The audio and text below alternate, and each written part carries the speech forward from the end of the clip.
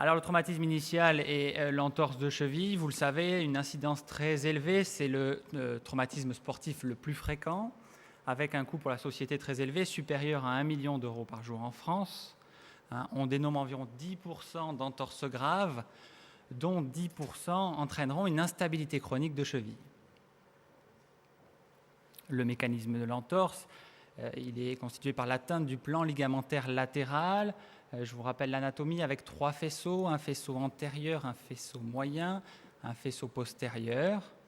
Les faisceaux vont être atteints du faisceau antérieur vers les faisceaux postérieurs. On notera jusqu'à 58% d'avulsion sur le versant talien pour le faisceau antérieur. La majorité de ces traumatismes n'entraîneront que des élongations et ne seront la conséquence que d'entorses bénignes.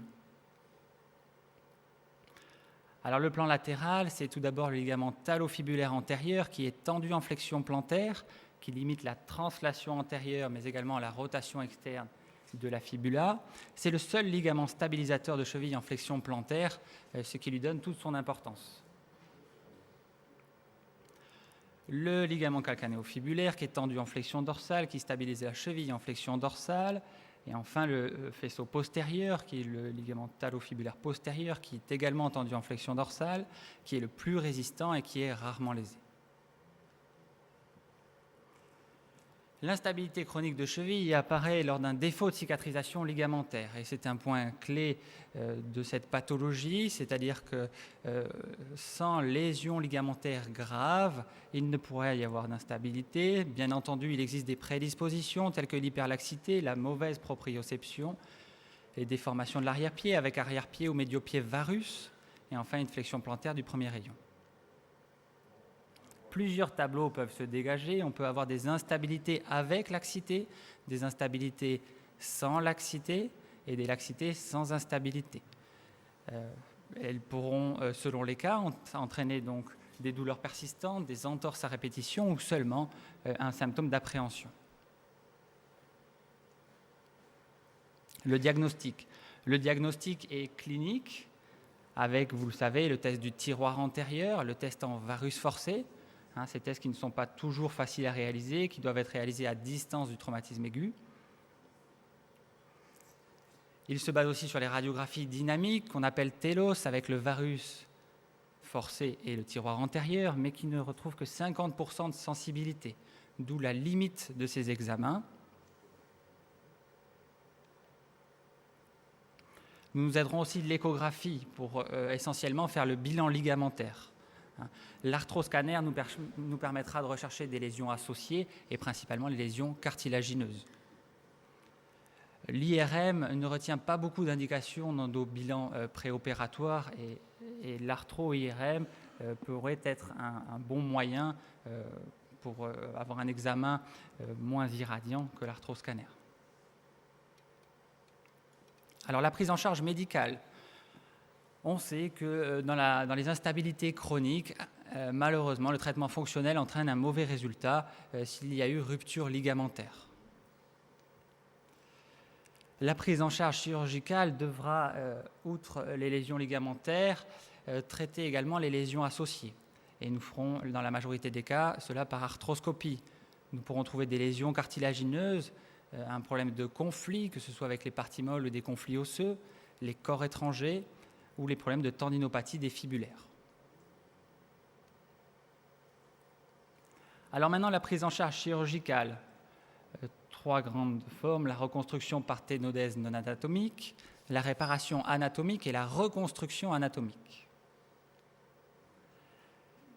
Les ténodèses non anatomiques, c'était les interventions les plus pratiquées, mais qui posent le problème de laisser un ligament non réparé, qui altère la biomécanique de l'arrière-pied, et qui peuvent entraîner à long terme les douleurs chroniques, les conflits, l'arthrose, la raideur et l'instabilité nécessitant des reprises chirurgicales. Les études à long terme, puisque finalement notre objectif est une réussite à long terme, les études à long terme ont montré qu'avec ce genre de réparation, seulement 33% de bons résultats au-delà de 10 ans. La réparation anatomique. Il s'agit du Bankart de la cheville avec une retention du ligament lésé qui peut être complétée par un renfort de la suture. On pourra pour ça se servir de périoste, le tissu qui recouvre les os, avec lequel on va faire une plastie de retournement. Ces techniques donnent jusqu'à 90% d'excellents et bons résultats à long terme. Elles ont malheureusement une limite, qui est la qualité du ligament. Enfin, la reconstruction anatomique. Notre technique ici est basée sur la technique développée par un chirurgien japonais, Takao, dont vous voyez le schéma ici, qui consiste à prélever un tendon de la patte doigt, le gracilis, et par un transfert, donc à l'aide de vis d'interférence, reconstruire des faisceaux antérieurs et moyens lésés. Il y a eu un symposium de la Soft-Cote, mais également beaucoup d'études menées par Krips, mais aussi par Van Dyck, qui sont des grands noms de la chirurgie ligamentaire de la cheville, et qui ont montré que les résultats des techniques anatomiques étaient supérieurs aux techniques non anatomiques à long terme. On parle d'études qui ont 12 à 15 ans de recul. En conclusion, la chirurgie ligamentaire de la cheville évolue, et elle suit peut-être l'évolution de sa grande sœur, la ligamentoplastie du genou. Mes collègues connaissent bien son histoire. Il y a longtemps, il y a eu une tentative de suture du croisé antérieur qui a donné des résultats insuffisants. On a donc effectué des plasties extra-articulaires. Vous avez entendu parler de l'intervention de Lemaire.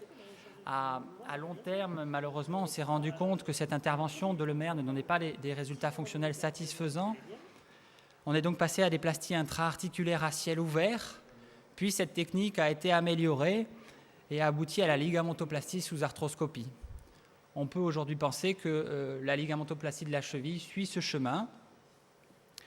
Et en conclusion, je dirais qu'il faut une indication fiable pour un résultat fiable, c'est-à-dire que la chirurgie de la lésion ligamentaire dans la cheville nécessite des examens complémentaires nombreux. On parle de l'échographie pour les ligaments, mais aussi de l'arthroscanner. On n'aura pas un bon résultat avec une ligamentoplastie de cheville en cas de lésion cartilagineuse.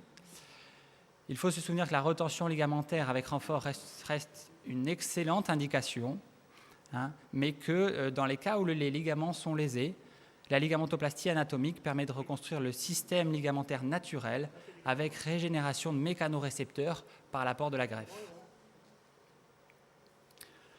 Enfin, on peut penser que le développement de la ligamentoplastie anatomique sous arthroscopie permettra d'avoir une technique fiable, reproductible et peu invasive. Je vous remercie.